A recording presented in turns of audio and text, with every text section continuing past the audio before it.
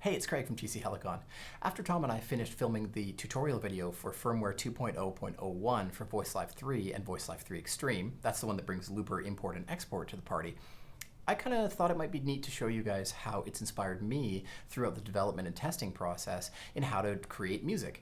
And I often use the looper in these things as more of a song sketchpad. I don't go out and perform looping live, so I use it in a slightly different way, and I thought maybe you'd like to see how that works for me. I tend to use things like rhythmic and octave and stuff so I can create the bass parts and some stereo panning kind of things like I would normally do in the studio, you know, where you record one amp and then pan it one way and record another amp, pan it the other, and get kind of big guitars and that kind of stuff.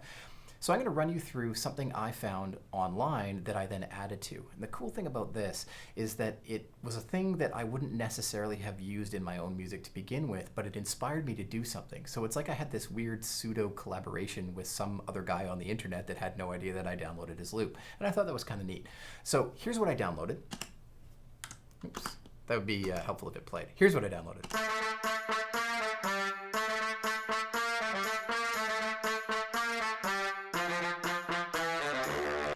And it kind of just got me fired up about thinking about different stuff. And so I found a drum beat that went along with it. Sort of that 4 on the floor thing.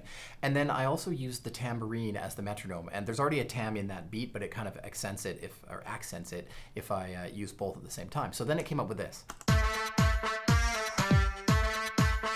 And I thought about putting some sort of little like kind of funk guitar thing over it, so it's got a delay. We'll go in here and I'm going to do all this stuff in real time. I have no presets, so I'm just going to be changing things on the fly. That's exactly how I do it when I sit in my office. So I've got the chicken picker set up, and I've got a wah set to the fast soft touch. I've got some delay in there. What is it I'm running? Yeah, the edgy mod one, and then the verb I think was like a Hall or something. Yeah, Amsterdam Hall. I'm pretty much just going to turn these on and off manually as I go. So I got the delay. Going to turn that on. There we go. All right, so I'm going to lay down the first loop over top, and then we'll kind of talk about where I'm going to go next.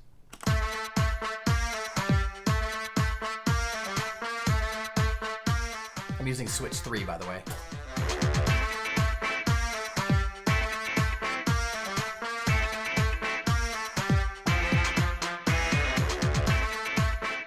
So now I've got this kind of initial part, and it adds something of me to the party. Now what I really like to do is take my amps, and I'm going to go to this AC crunch. I like that one a lot. I'm going to turn up the pre-gain and get a little more grunt out of it. I'm going to turn off that wah, and I'm going to go over to the rhythmic, and I'm going to turn on the rhythmic with a division of 1/16 and chopper, and you'll hear what I get out of that. So you can hear that in there. It needs a tiny bit more volume, so I'm just going to go over into the amp again here, and maybe a little bit more post gain. There we go, that sounds good. So I'm going to turn off the delay so it doesn't keep tapping. And now I'm going to pan it, which is pretty cool. So I'm going to go all the way to the right, and I'm going to record a little part, and then I'm going to match it on the other side.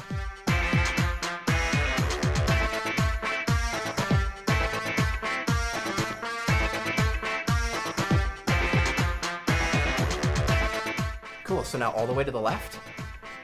There we go, and then I'm going to change amps again. I'm going to go over to that Brit OD, turn up the pre-gain a little bit as well.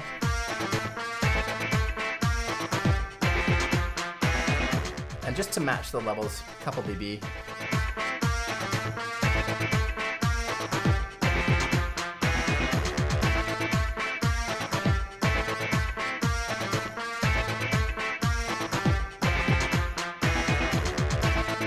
Sweet, so now I have this pan stereo kind of cool thing. It's got a little bit of funk in there. It's got this kind of cool guitar thing.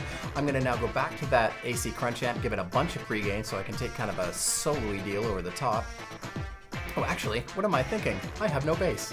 Let's go to the right switch. I like this one for doing bass with. So I'm gonna go back and turn off the, where is it? There we go. Okay, so rhythmic, I'm gonna not go 1/16, I'm gonna go 1/8. And then I'm gonna go to octaver, turn it on. And what should give me here is, where is it there? Some post gain. Cool, and I'm also still panned, so we gotta remember that. All right, here we go. So panning to the middle. Now I can put in this bass. There we go.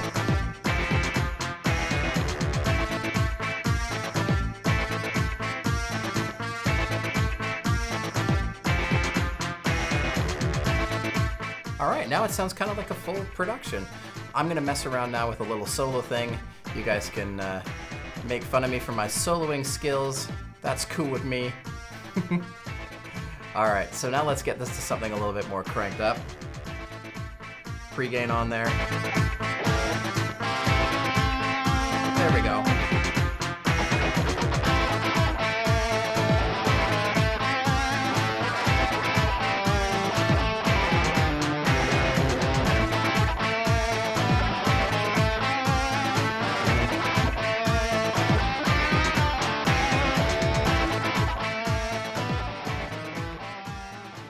What it really shows you is that you can take something that you've discovered somewhere and you can add to it your own flavor and make it your own thing. And I think that's a really neat modern way to sort of experiment and be artistic with music. And this unit has totally inspired me, sitting in my office developing with it, to come up with all sorts of things. Some of them sound like that, some of them sound completely different. And oftentimes I wouldn't have come up with that sound if I hadn't been there in that situation, listening to somebody else's idea and then having something sort of spark in me. And I think that's a really neat new thing to do. So I would love to hear from you guys in the comments whether or not you thought this was a cool idea or was totally lame or something that you're going to try yourselves. And if you do try it yourselves, how it worked out for you. All right, take care. Thanks for hanging out.